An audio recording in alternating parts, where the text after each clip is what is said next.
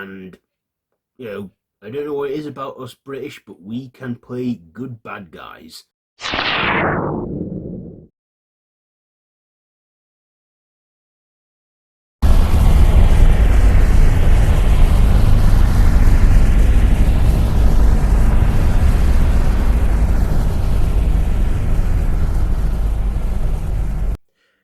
Why, hello there YouTube and welcome back to Freaky Future Month Mark 3. So, today's episode we're reviewing Tank Girl.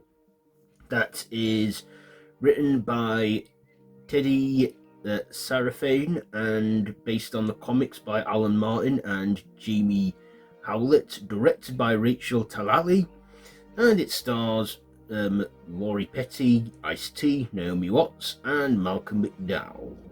So this is set in the year 2033, so not that far from now, about 7 more years, in a world where it was like after a global drought happened when a comet struck the Earth, it droughted out the Earth, and basically Tank Girl, played by Laurie Petty, as she and Jet Girl, Naomi Watts, and genetically modified super soldiers called Rippers fight water and power, an oppressive corporation led by Kessler, Malcolm McDowell, and they basically want to give the world water resources back.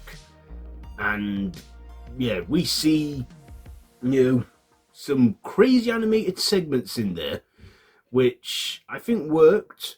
I also feel that maybe they added those in there to add to just cut straight to the chase, also stay true to the comics, and also to save time on setting things up, which I think worked in its favour. We do see the whole dystopian future in there and stuff. I liked that. I like the all that.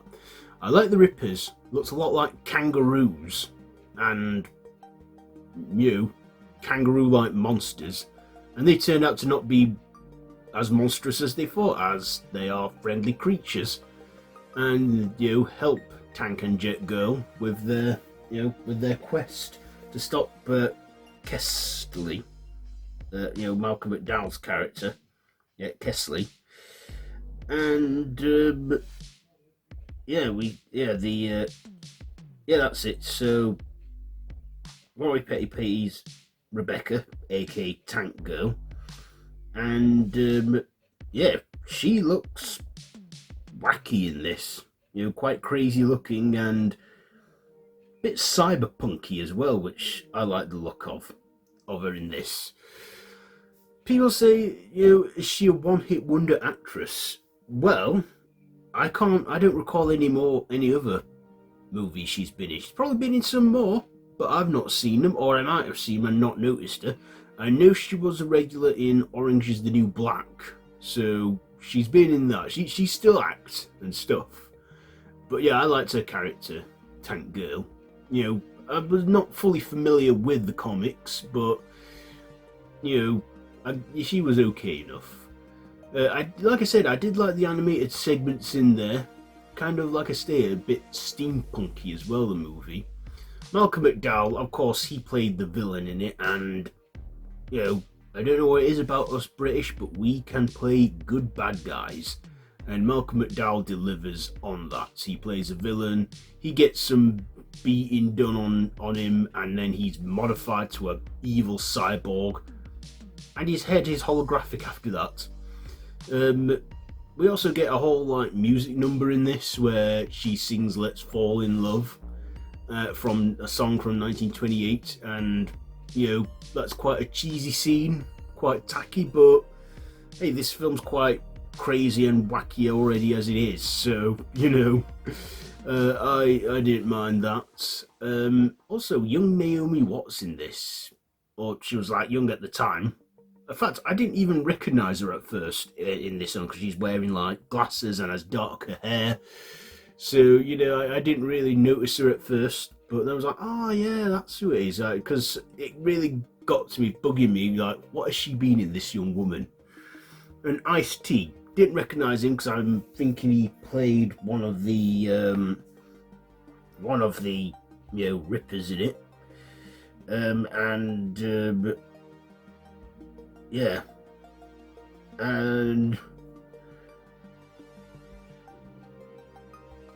we even see just, I like the practical effects in this. This was done in the mid-90s, just a bit before we became massively reliant on the CGI. I even like the tank that she modified herself, hence her name, Tank Girl, and that's pretty cool.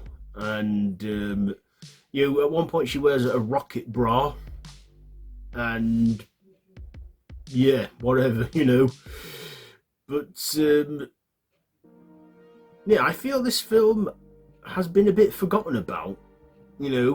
I find it definitely underrated. Like, not a lot of people talk about it enough, and I think it should get a bit more love than normal.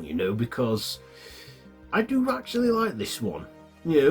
Whether I don't know if it's gained a cult following or anything like that, but it's just post-apocalyptic science fiction. And Rachel Talalay, however you pronounce her name, she's a director I'm familiar with. She directed a Nightmare on Elm Street film. She directed Freddy's Dead, Final Nightmare, and some other films. Even a couple of Doctor Who episodes she's directed too, and Riverdale. So she's a director I am familiar with too. And I feel as a bit of a underappreciated director. See, you directed like Ghosts in the Machine, and some episodes of Ally McBeal and Doom Patrol, Lois and Clark, Superman and Lois. Yeah, she's quite the busy woman.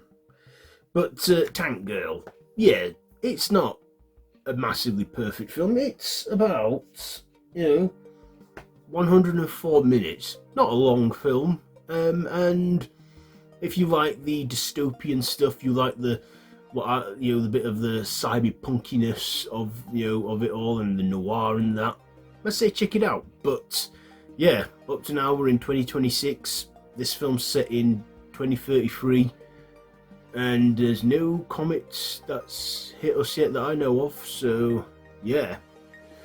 anyway, what am I going to rate this? I will give Tank Girl, I'll give it 3.5 digits out of 5. So it's not a bad film. 3.5 digits out of 5 for Tank Girl. So there you go. There is my review for that one. Have you seen it? Let me know what you think down below in the comments.